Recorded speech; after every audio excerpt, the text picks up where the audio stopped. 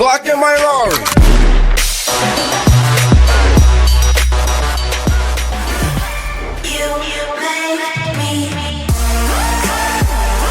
What is going on, guys? It's your boy Kyle the Pug here, and today we're going to be bringing you some more Infinite Warfare Beta gameplay. Now, this is one of the more better games I've had in this overall gameplay, so it wasn't too spectacular, but, you know, it's definitely passable for the topic I'm going to be talking about here today, and that's, of course, the Dodgers and the Cubs NLCS game 2. I'm going to give you guys a little recap of what happened with last night's game. So let's get right into today's video. Now, of course, when you come down to pitchers like, you know, Clayton Kershaw and Kyle Hendricks, you expect, you know, kind of a pitching duel. Well, that's exactly what happened, because this was a pitching duel, and for everybody who's been saying, you know, Clayton Kershaw, you know, he hasn't done well in the postseason, or he's never going to be clutch in the postseason, well, he's been proving a lot of critics wrong so far in this postseason. So what he did for this game was he went 7 innings,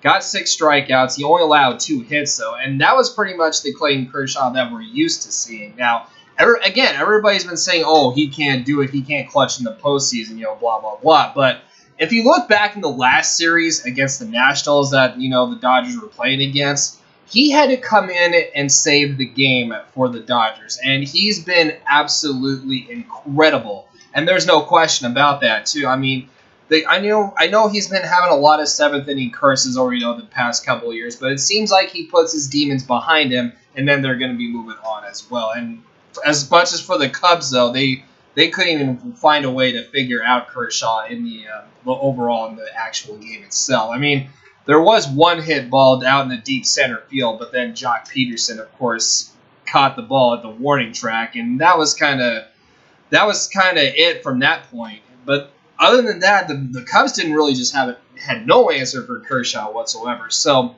here we are, tied 1-1, kind of expected.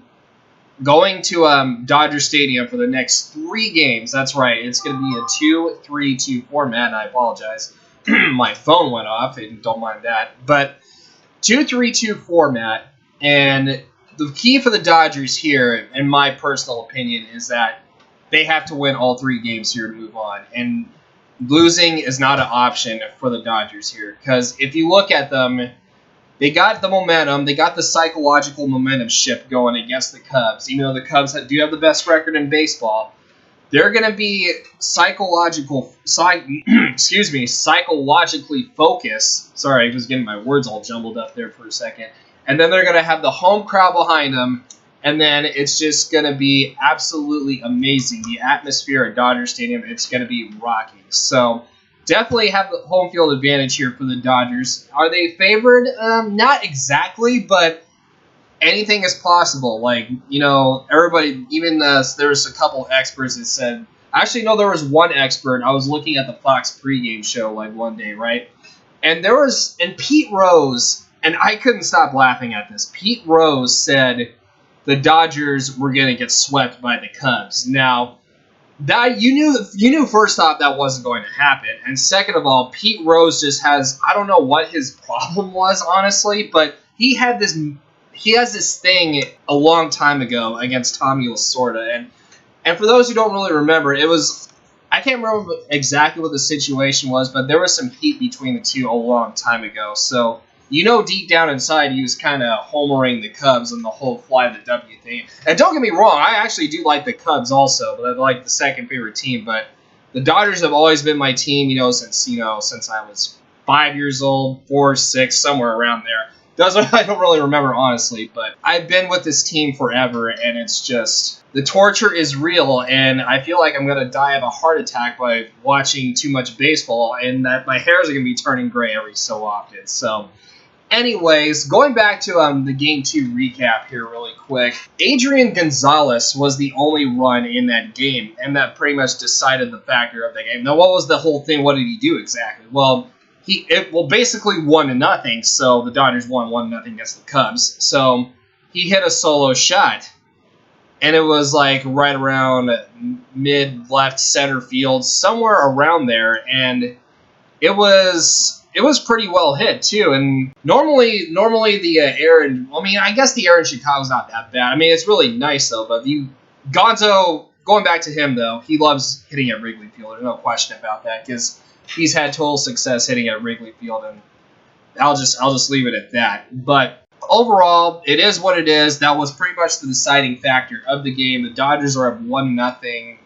Actually, no, the Dodgers won 1-0. Now they're tied 1-1, as I said before, going back to Dodger Stadium for the next 3 games. Now, what's going to happen in the next 3 games exactly? Well, overall, I think I could tell you that the Dodgers, like I said, they got to excuse me, they got to win at least 3 games to actually go on to the World Series for the first time since 1980. And I think it's definitely possible too, but they've had problems, in the past with Jake Arrieta, who got the no-hitter like a couple of years ago at Dodgers. Actually, I think it was a year ago at Dodger Stadium that they got the no-hitter. And that was actually a pretty cool little sight, though. And that was the time where the Dodgers really didn't have they were kind of slumping with their hitting, and it was basically a pretty bad slump for them. I'll just leave it at that. And they got no-hit twice in that same week, too. So it was like, excuse me, they had a no-hitter against, I guess they got no-hit against, I would say, Houston at one. I think it was Houston. I'm not sure exactly. It was Houston, and then back to Dodger Stadium at Chicago. I think it was like that in the same week. But one thing is for sure, though, they do have to counter Jake Arrieta, and the Cubs have probably one of the best pitching staffs in pitching rotation. Excuse me, my voice is just bad today. Pitching rotations in baseball as we currently speak. And the Cubs aren't a joke either because they haven't won 103 games for nothing. You know what I mean? So basically what the Dodgers got to do, they got to strike at Jake Arrieta first, and they got to strike him early. And if they do that, they'll have a huge advantage here. And once they get, Rich Hill, Dodgers pitcher, comfortable in the on the mound, and that way he doesn't have to get in the stretch so much, I think they'll have to. I think personally that they will find a way to win, and when you keep that momentum going, then the chances are that it's going to be highly likely in your favor, and it's going to be a hell of a series between these two teams. And don't get me wrong, I mean, Dodgers, they've had struggles keeping up with the offense, but you never know how they're going to interact with for the next 3 games. That being said, guys, thank you guys so much for enjoying this video. And if you guys did, please drop a like. Don't forget to subscribe if you're new to my channel. Definitely helps my channel grow. And once you hit the subscription button, you can hit the bell notification as well just to stay up to date with everything on my channel. So I'm Kyle the Pug, and I will see you guys in the next video. So have a good day. And as always, stay safe. Peace!